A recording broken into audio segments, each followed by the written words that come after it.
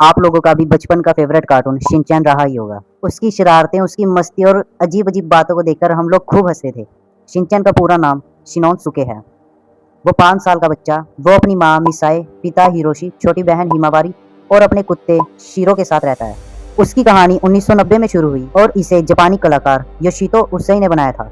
लेकिन भाई इंटरनेट पर शिनचैन की एक डार्क स्टोरी है जो बहुत ज़्यादा वायरल है। कहा जाता है कि शिनचैन और उसकी बहन दोनों एक्सीडेंट में फंस गए थे। शिनचैन अपनी बहन को बचाने के लिए दौड़ा, पर उस हादसे में दोनों की ही मौत हो गई। इसके बाद बताया जाता है कि उनकी माँ मिसाए उन दोनों को बहुत ज्यादा याद करती थी और क्रायोन से उनकी यादों को बनाती थी। इसी कहानी को लोग क्रायोन शिनचैन की असली कहानी बताने लगे। लेकिन भाई इस कहानी का कोई ऑफिशियल प्रूफ नहीं है। ऑफिशियल कहानी में तो दोनों सिर्फ कैरेक्टर्स हैं, बल्कि ऑफिशियल मंगा में भी हिमावारी का जन्म बाद में दिखाया गया।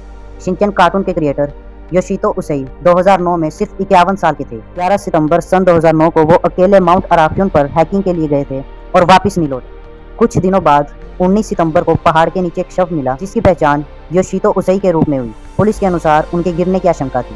उनकी मौत के बाद शिनचैन की कहानी खत्म नहीं हुई। उनके बनाए हुए किरदार और उनकी दुनिया आज भी लोगों के बीच में जिंदा है और शायद क्रिएटर की मौत को लेकर ही इंटरनेट पर शिनचैन की मौत की अलग अलग कहानियां फैलती गई। लेकिन योशितो की मौत असली थी और शिनचैन की मौत वाली कहानी का कोई ऑफिशियल प्रूफ नहीं है। हम बचपन में शिनचैन को देखकर सिर्फ हंसते थे, लेकिन अब समझ आया कि उस हंसी के पीछे एक इंसान की बनाई हुई पूरी दुनिया थी। इंसान तो चला जाता है, लेकिन उसका बनाया हुआ काम और लोगों की यादों में उसकी जगह बहुत लंबे समय तक रहती है। समझे?